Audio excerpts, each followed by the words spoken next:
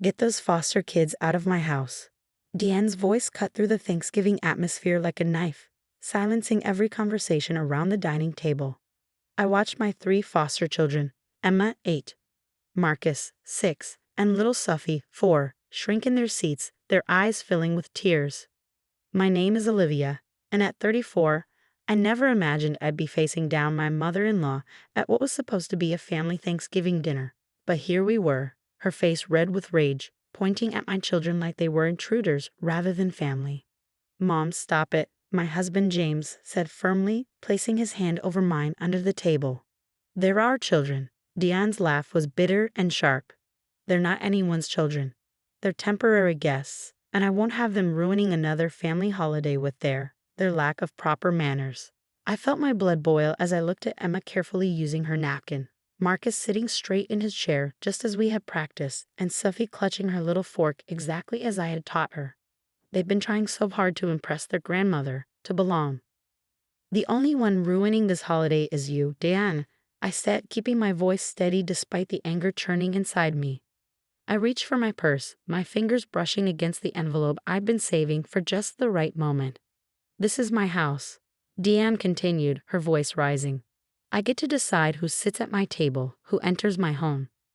And I've had enough of these children thinking they can just become part of our family." James started to stand, but I touched his arm, silently asking him to wait. This was my moment.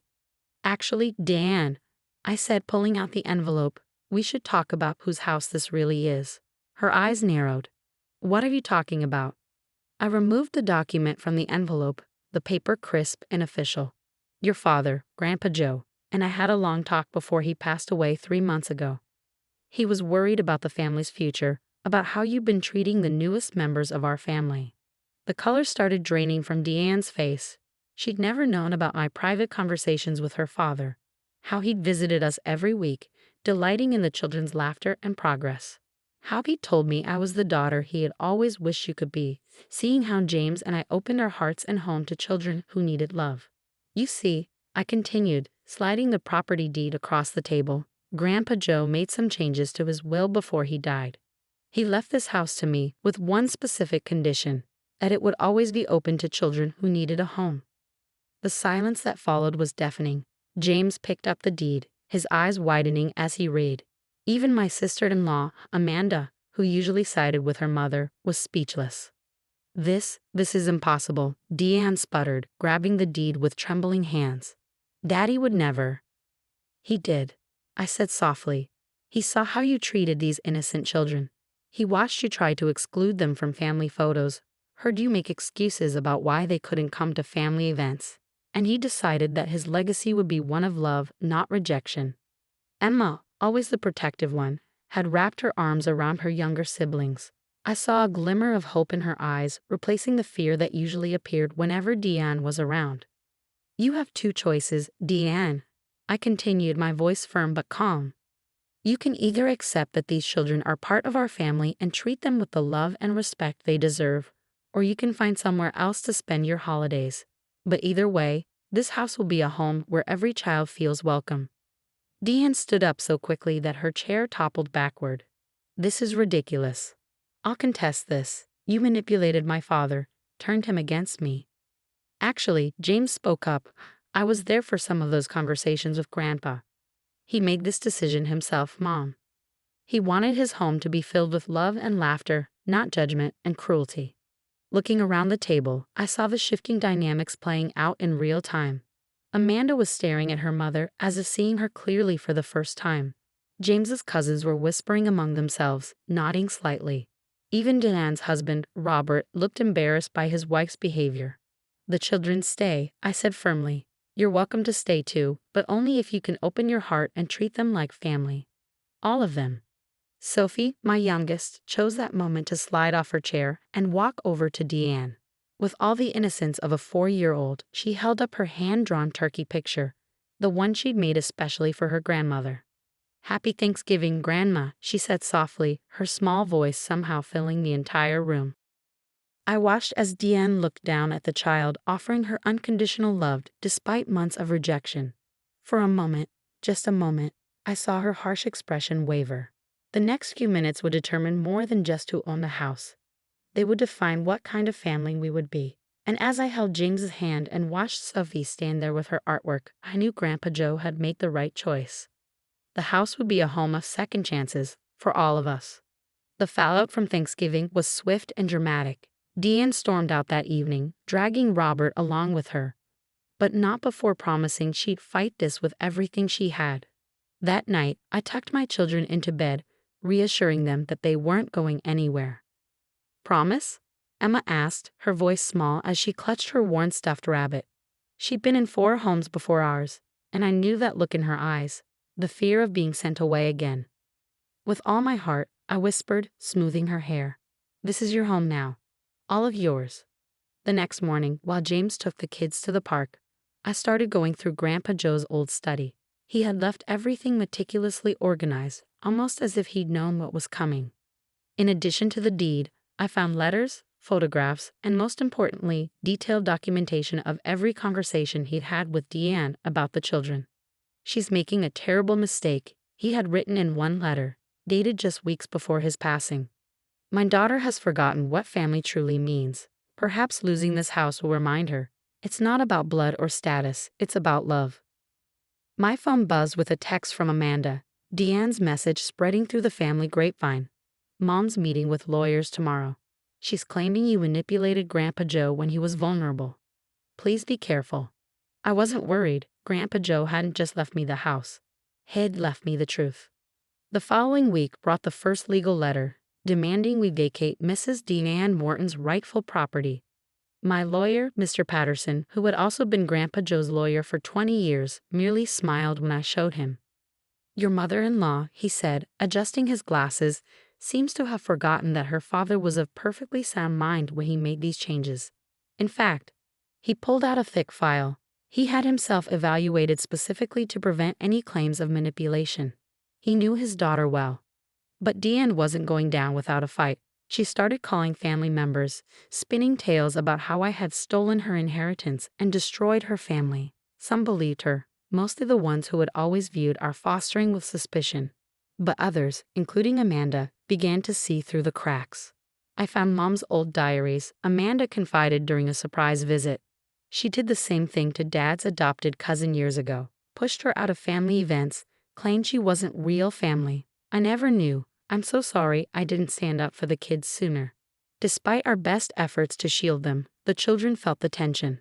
Marcus stopped asking to play in the backyard, worried he'd see Diane driving past the house, which she did regularly. Sophie's nightmares returned, and Emma became fiercely protective of her siblings, watching every new visitor with wary eyes. But then something unexpected happened. The neighbors, who had witnessed Diane's outbursts over the months, started showing up. Mrs. Chen from next door brought over her famous dumplings, telling the kids stories about how Grandpa Joe used to help her with her garden. Mr. Peterson from across the street taught Marcus how to ride a bike in our driveway, the same way Grandpa Joe had taught his own kids years ago. The house, which Diane had kept like a museum, slowly transformed.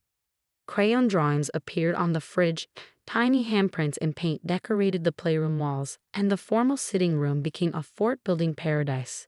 Each change felt like a victory, a step toward making this house the home Grandpa Joe had envisioned. One afternoon, while the kids were doing homework at the kitchen table, Robert, Diane's husband, showed up alone. He looked tired, older somehow. I found these, he said quietly, holding out a stack of letters. Joe wrote to Diane every week after you started fostering, begging her to open her heart to the children. She never even opened them. I took the letters, noting Grandpa Joe's familiar handwriting. Would you like to come in? The kids are working on their science projects. He hesitated, then nodded. For the first time, he really saw them. Emma helping Sophie with her letters, Marcus proudly showing off his solar system model. These weren't the unruly, ill-mannered children Diane had described. They were just kids, wanting to be loved. She's wrong, you know, Robert said as he left an hour later. About all of it, Joe knew exactly what he was doing when he left you this house.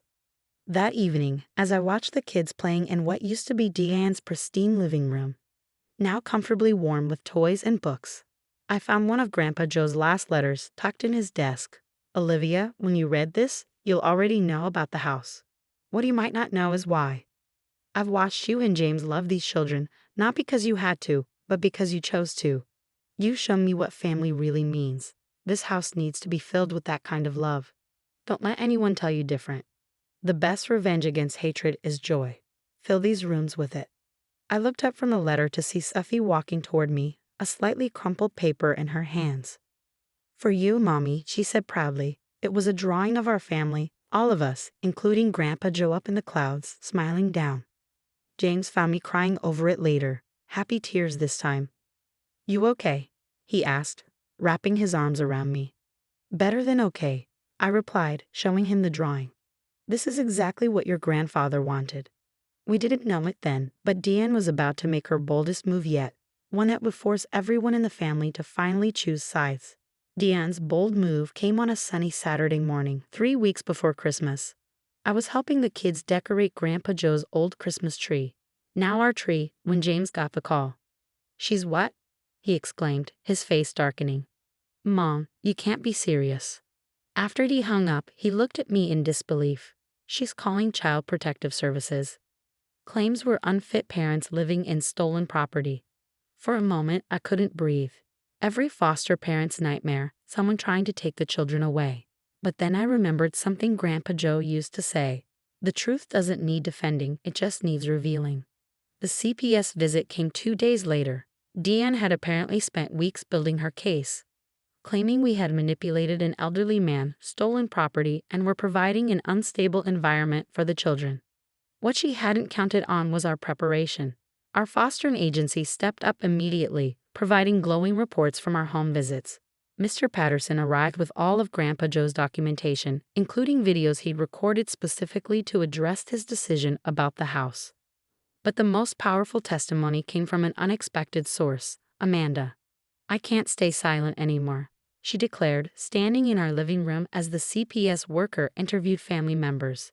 My mother has always had a problem with any children she didn't consider real family. These kids aren't unsafe or unloved here. They are thriving.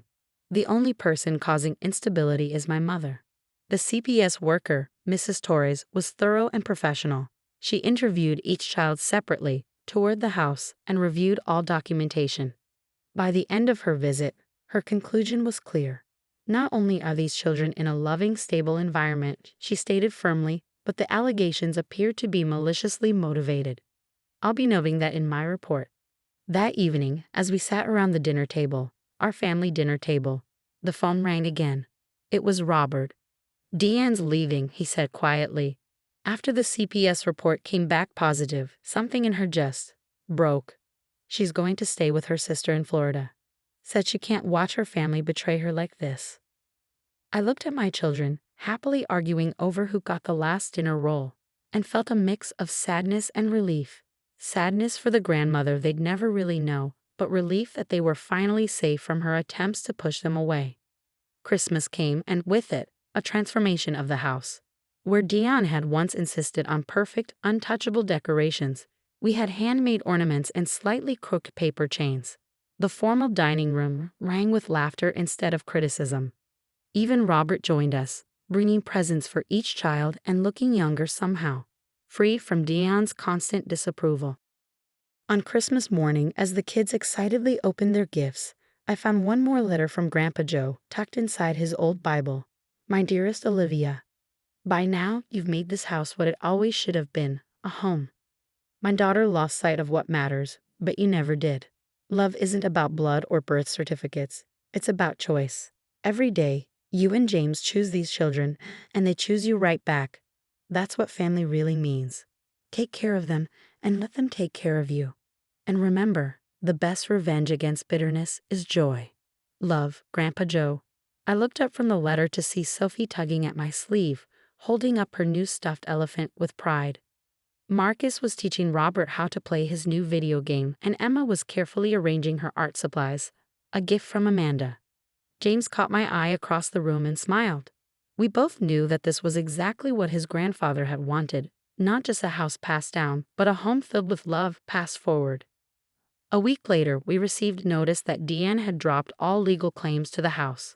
Amanda said she finally read Grandpa Joe's letters in Florida, finally facing the truth about herself.